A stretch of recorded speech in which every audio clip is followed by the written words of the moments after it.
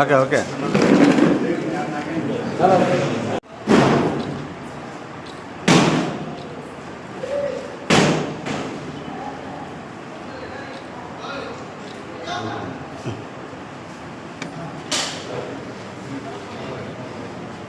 జై తెలుగుదేశం, జై చంద్రబాబు, జై విపిఆర్, జై ప్రశాంతమ్మ. నమస్కారం.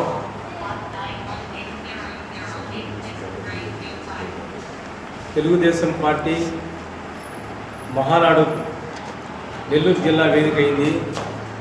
గత 44 సంవత్సరాల్లో పార్టీ ఆవిర్భావం తర్వాత ఈ 44 సంవత్సరాల్లో ఒక కరోనా సమయంలో మినహాయించి ప్రతి సందర్భంలో కూడా మన జాతీయ తెలుగుదేశం పార్టీ ఉమ్మడి ఆంధ్ర రాష్ట్రంలో అయితేనేమి విడిపోయిన తర్వాత కానీ మనం ఎన్నో మహానాడులు ఉమ్మడి ఆంధ్ర రాష్ట్రంలో చేసుకోవడం జరిగింది. అది కాకుండా విడిపోయిన ఆంధ్ర రాష్ట్రంలో 2014, 24 మధ్య 25 మధ్య కాలంలో ఎన్నో మహానాడులు మనం చేసుకోవడం జరిగింది. కానీ ఏ రోజు కూడా నెల్లూరు వేదికగా మహానాడు కార్యక్రమం ఎప్పుడు జరగలేదు. కానీ ఈసారి విజయనగరంలో మహానాడు ఏర్పాటు చేయాలని తొలుత భావించిన కేంద్ర పార్టీ మళ్ళీ ఆలోచన చేసి ఈసారి నెల్లూరులో వైఎస్ఆర్ కాంగ్రెస్ పార్టీకి ఇది పురిటిగడ్డ. వైఎస్ఆర్ కాంగ్రెస్ పార్టీ ఎదురులేని ఆధిక్యాన్ని చూపించే ఈ గడ్డ మీద తెలుగుదేశం పార్టీకి 2024 ఎన్నికల్లో 10కి 10 ఉమ్మడి నెల్లూరు జిల్లాలో 10కి 10 స్థానాల్లో 2 పార్లమెంట్లు కూడా మనకి ఇక్కడ తెలుగుదేశం పార్టీ కైవసం చేసుకోవడం జరిగింది. దీనిలో దృష్టిలో పెట్టుకొని మళ్ళీ నెల్లూరు జిల్లాలో ఈసారి ఈ యొక్క మహానాడు కార్యక్రమం చేయాలని తలచిన తర్వాత జాతీయ పార్టీ, రాష్ట్ర పార్టీలు మొట్టమొదటిగా ఈ యొక్క మహానాడు ఎక్కడ నిర్వర్తించాలి, ఇది నెల్లూరు రూరల్ పరిధిలో నిర్వర్తించాలా, కావలి పరిధిలోనా, ఇంకెక్కడ కోవూరు పరిధిలోనా అని ఆలోచన చేసినప్పుడు కేవలం కోవూరులో కిసాన్ సెజ్ దాదాపు 2200 పైచిలుకు ఎకరాలు కిసాన్ సెజ్ ఉంది. అది కాకుండా పటిష్టమైన శాసనసభ్యురాలు శ్రీమతి వేమిరెడ్డి ప్రశాంత్ రెడ్డి గారు ఉన్నారు. అదేవిధంగా గౌరవ పార్లమెంట్ సభ్యులు వేమిరెడ్డి ప్రభాకర్ రెడ్డి గారు ఉన్నారు. వారు ఇద్దరు కూడా భుజస్కంధాల మీద వేసుకోవడం కాకుండా జిల్లాలో ఉన్న మంత్రులు, గౌరవ శాసనసభ్యులందరినీ కూడా కలుపుకొని ఈ యొక్క కార్యక్రమాన్ని జయప్రదం చేయగలుగుతారు అనే నమ్మకంతో, దృఢ సంకల్పంతో తొలిసారి గౌరవ మన కోవూరు శాసనసభ్యురాలు శ్రీమతి వేమిరెడ్డి ప్రశాంత్ రెడ్డి గారికి అత్యున్నత పదవి అయినటువంటి జాతీయ పోలిట్ బ్యూరో సభ్యురాలుగా కూడా దీనికి ముందు నియమించడం, దానిలో భాగంగానే ఆ యొక్క బాధ్యతను కూడా కోవూరులో చేపట్టడం, ఈ రెండు కూడా దీనిలో క్రమేణా జరిగిన కార్యక్రమం. దానిలో భాగంగా మన శంకుస్థాపన కార్యక్రమం కూడా, భూమి పూజ కార్యక్రమం కూడా చేయడం జరిగింది రాచర్లపాడులో. ముఖ్యంగా మహానాడు కార్యక్రమాలను గత నెల్లూరు మహానాడుకు ముందు, రేపు రాబోయే మహానాడుకు తర్వాత మహానాడు, నెల్లూరు మహానాడు తెలుగుదేశం పార్టీ ఉన్నన్ని రోజులు, తెలుగు జాతి ఉన్నన్ని రోజులు కూడా ఈ మహానాడుకు ఒక ప్రత్యేకతగా నిలిచిపోవాలి.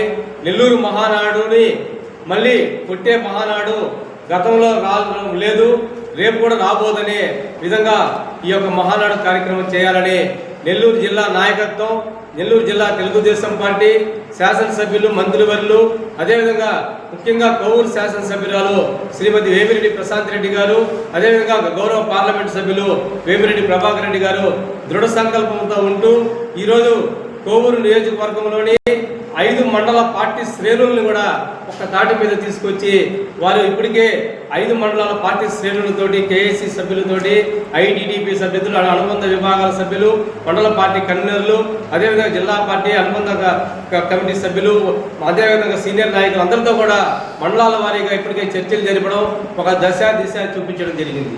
దానిలో భాగంగానే ఇందుకూరుపేట మండలంలో మా గౌరవ శాసనసభ్యుల యొక్క ఆదేశాల మేరకు ఈరోజు ఇందుకూరుపేట మండలంలో ప్రతి గ్రామం నుంచి తెలుగుదేశం పార్టీ కుటుంబ సభ్యులందరూ కూడా ఇది ఒక తెలుగువాడి పండగ, తెలుగు జాతి పండగ. ఎన్టీ రామారావు స్థాపించిన పార్టీ కేవలం ఒక తెలుగుదేశం పార్టీ, ఏ ఒక్కరి పార్టీయే కాదు. తెలుగు భాష మాట్లాడే ఈ రెండు ఉమ్మడి రాష్ట్రాలు అయితేవి, ప్రపంచంలో భారతదేశంలో ఎక్కడ తెలుగోడు ఉన్నా కూడా వారికి ఈ యొక్క మహానాడు ఒక పండుగ లాంటి ఒక మహానాడుని కూడా తెలియజేస్తూ ప్రతి ఒక్క కార్యకర్తలు కూడా కారుమోకలు చేసి ఈ యొక్క యజ్ఞంలో పాలు పంచుకునే దానికి అందరి దశ చూపించే దానికి భాగంగా ఈరోజు చాముండేశ్వరి అమ్మవారి సాక్షిగా ఈ యొక్క గంగపట్నంలో ఈ యొక్క కార్యక్రమాన్ని మొదలుపెట్టడం జరిగింది. ఇదే విధంగా మహానాడు అంటే కేవలం ఏదో 2 రోజులు మీటింగ్ జరిగి ఒకరోజు బహిరంగ సభ జరిగి చేతులు దుడిపేసుకునే కార్యక్రమం కాదు. ఈరోజు మహానాడు అంటే ఈరోజు భారతదేశంలో ఉన్న అన్ని రాజకీయ పార్టీలు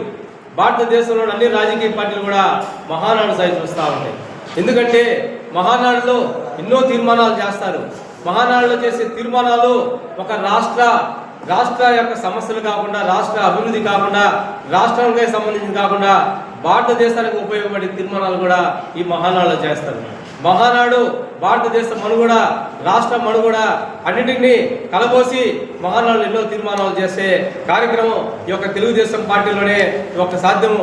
ఏ ఒక్క పార్టీలో కూడా ఇటువంటి తీర్మానాలు చేయరు.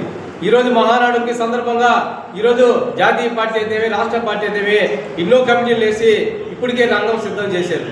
దాంట్లో భాగంగా ఈరోజు రేపు మహానాడులో కార్యక్రమంలో ఈ యొక్క కోవూరు నియోజకవర్గ అభివృద్ధికే కాకుండా, ఈ జిల్లా అభివృద్ధికే కాకుండా, రాష్ట్ర అభివృద్ధికే కాకుండా ఉమ్మడి తెలుగుదేశం ఉమ్మడి ఆంధ్ర రాష్ట్ర అభివృద్ధికి, భారతదేశంలో మనం వ్యవహరించాల్సిన తీరుతెన్నుల మీద కూడా ఎన్నో తీర్మానాలు చేసే కార్యక్రమాలు, ఎన్నో తీర్మానాలు ప్రవేశపెట్టే కార్యక్రమాలు ఈ యొక్క మహానాడులో సంకూర్చిస్తాయని కూడా సందర్భంగా తెలియజేసుకుంటాము.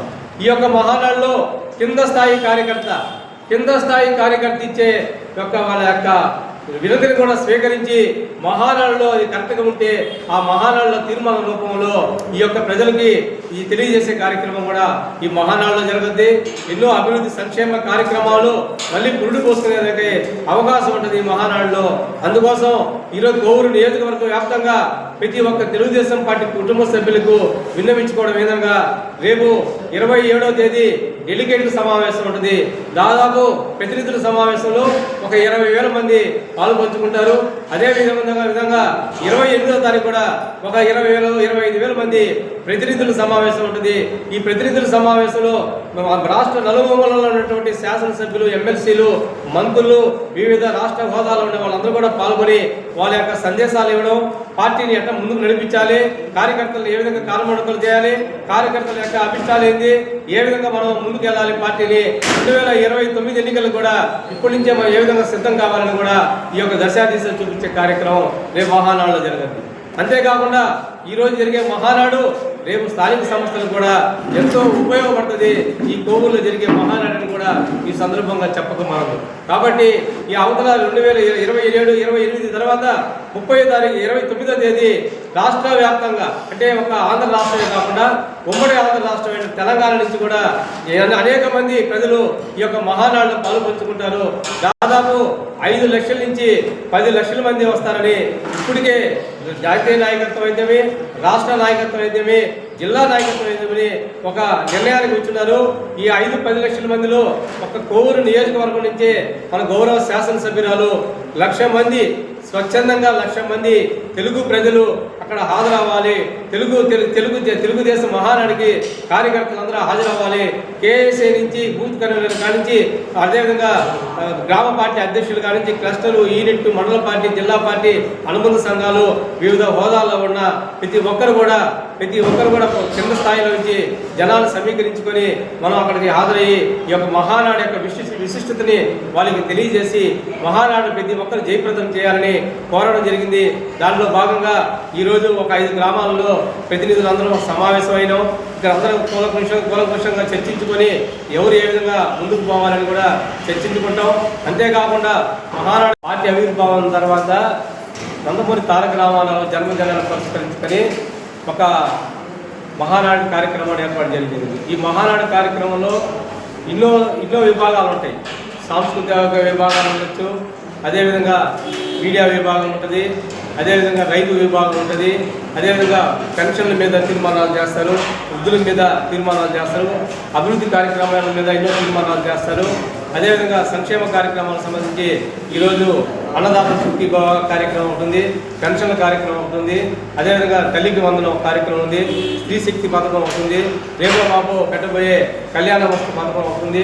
ఇంకా ఎన్నో పథకాలు ఈరోజు చెప్పుకుంటా పోతే ఆటో కార్మికులకి, చేనేత కార్మికులకి, మత్స్యకార సోదరులకి, అన్ని బీసీల్లో ఉన్న ఎన్నో కులాలకి, ఉప కులాలకి, అదేవిధంగా ఎస్సీ ఎస్టీ మైనార్టీలకి వాళ్ళ మనుగడకి వాళ్ళ యొక్క ఆర్థికంగా, వాళ్ళ రాజకీయంగా వాళ్ళ ఉన్నత స్థితి తీసుకురావడానికి తెలుగుదేశం పార్టీ 44 సంవత్సరాల్లో ఏమి చేసింది, ఏమి చేస్తూ ఉంది, భవిష్యత్తులో ఏమి చేయబోతుంది, ఈ యొక్క ఎన్నో తీర్మానాలు ఈ యొక్క మహానాడు నాందిగా ఈరోజు ఏర్పడుతుంది.